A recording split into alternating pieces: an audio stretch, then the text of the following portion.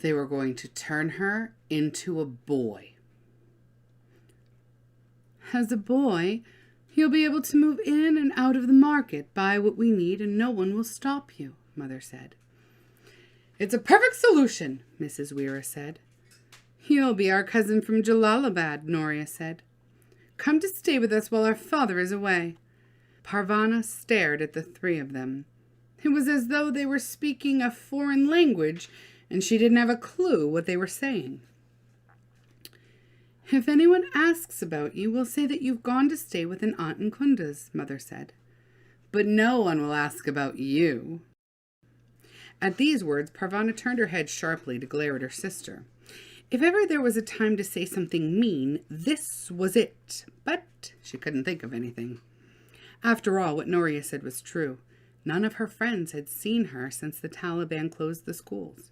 Her relatives were scattered to different parts of the country, even to different countries. There was no one to ask about her. You'll wear Hussein's clothes. Mother's voice caught, and for a moment it seemed as though she would cry, but she got control of herself again. They will be a bit big for you, but we can make some adjustments if we have to. She glanced over at Mrs. Weir. Those clothes have been idle long enough. It's time they were put to good use.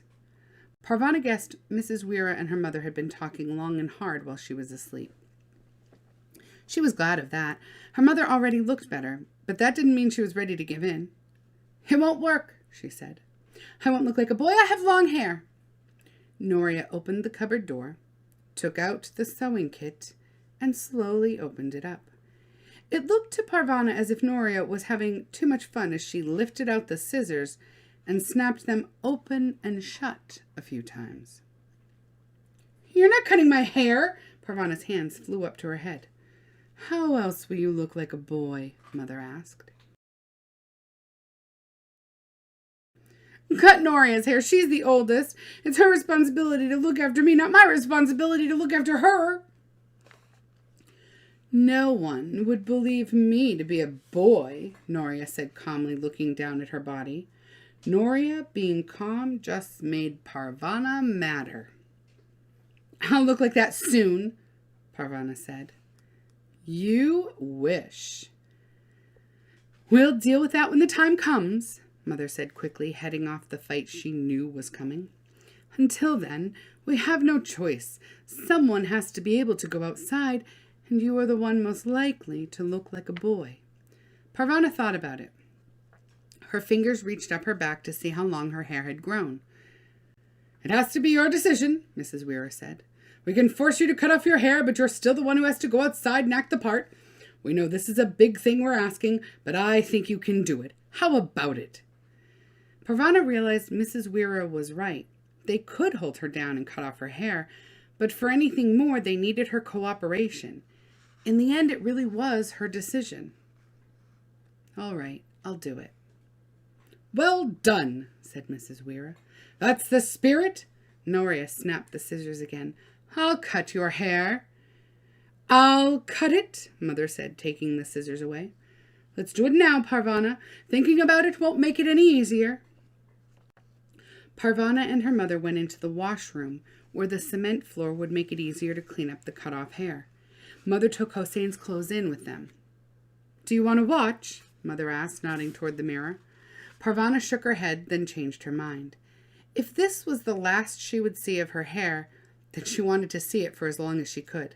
Mother worked quickly. First, she cut off a huge chunk in a straight line at her neck. She held it up for Parvana to see. I have a lovely piece of ribbon packed away. We'll tie this up with it, and you can keep it. Parvana looked at the hair in her mother's hand. While it was on her head, it had seemed important. It didn't seem important anymore. No thanks, said Parvana. Throw it away. Her mother's lips tightened. If you're going to sulk about it, she said, and she tossed the hair down to the floor. As more and more hair fell away, Parvana began to feel like a different person. Her whole face showed. What was left of her hair was short and shaggy. It curled in a soft fringe around her ears. There were no long parts to fall into her eyes, to become tangled on a windy day, to take forever to dry when she got caught in the rain. I like it, she thought, and she smiled. She took off her own clothes and put on her brother's. Hussein's shower kameez was pale green, both the loose shirt and the baggy trousers. The shirt hung down very low, and the trousers were too long, but by rolling them up at the waist, they were all right. There was a pocket sewn into the left side of the shirt near the chest. It was just big enough to hold money and maybe a few candies, if she ever had candies again. There was another pocket on the front. It was nice to have pockets. Her girl clothes didn't have any. Parvana, haven't you changed yet? Parvana stopped looking at herself in the mirror and joined her family. The first face she saw was Miriam's. Her little sister looked as if she couldn't quite figure out who had walked into the room. It's me, Miriam, Parvana said. Parvana! Miriam laughed as she recognized her. Hossein, her mother whispered. You look less ugly as a boy than you do as a girl, Noria said quickly. If Mother started remembering Hossein, she'd just start crying again. You look fine, said Mrs. Weira. Put this on. Mother handed Parvana a cap. Parvana put it on her head. It was a white cap with beautiful embroidery all over it. Maybe she'd never wear her special red shower kameez again, but she had a new cap to take its place. Here's some money, her mother said. Buy what you were not able to buy yesterday. She placed a patu around Parvana's shoulder. It was her father's. Hurry back. Parvana tucked the money into her new pocket. She slipped her feet into her sandals, then reached for her chador. You won't be needing that, Noria said. Parvana had forgotten. Suddenly she was scared. Everyone would see her face. They would know she wasn't a boy. She turned around to plead with her mother. Don't make me do this.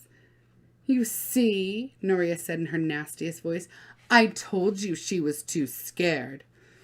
It's easy to call someone else scared when you're safe inside your home all the time, Parvana shot back. She spun around and went outside, slamming the door behind her. Out on the street, she kept waiting for people to point at her and call her a fake. No one did. No one paid any attention to her at all. The more she was ignored, the more confident she felt. When she had gone into the market with her father, she had kept silent and covered up her face as much as possible. She had tried her best to be invisible. Now, with her face open to the sunshine, she was invisible in another way. She was just one more boy on the street. She was nothing worth paying attention to. When she came to the shop that sold tea, rice, and other groceries, she hesitated for a slight moment, then walked boldly through the door. I'm a boy, she kept saying to herself. It gave her courage. What do you want? The grocer asked. Some tea, Parvana stammered out. How much? What kind? The grocer was gruff, but it was ordinary bad mood gruff, not gruff out of anger that there was a girl in his shop. Parvana pointed to the brand of tea they usually had at home. Is that the cheapest?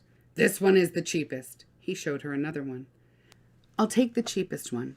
I also need 5 pounds of rice. Don't tell me you want the cheapest kind, big spender. Parvana left the shop with rice and tea, feeling very proud of herself. I can do this, she whispered.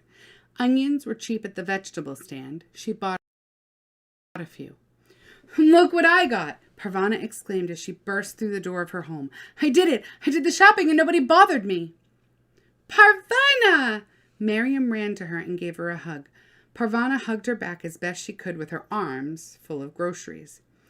Mother was back on the toe shack facing the wall, her back to the room. Ali sat beside her, patting her and saying, Ma, ma, ma, trying to get her attention. Noria took the groceries from Parvana and handed her the water bucket. As long as you've got your sandals on, she said. What's wrong with Mother now? Shh! Not so loud. Do you want her to hear you? She got upset after seeing you in Hussein's clothes. Can you blame her? Also, Mrs. Weira went home, and that's made her sad. Now, please go and get water. I got water yesterday!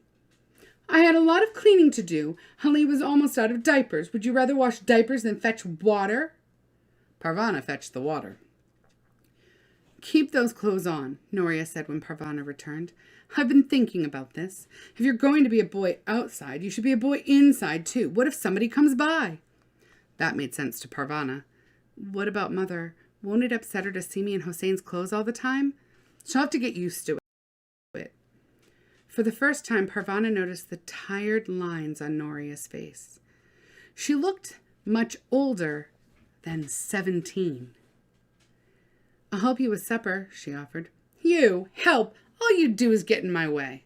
Parvana fumed. It was impossible to be nice to Noria. Mother got up for supper and made an effort to be cheerful. She complimented Parvana on her shopping success, but seemed to have a hard time looking at her. Later that night, when they were all stretched out for sleep, Ali fussed a little. "Go to sleep, Hussein," Parvana heard her mother say. "Go to sleep, my son."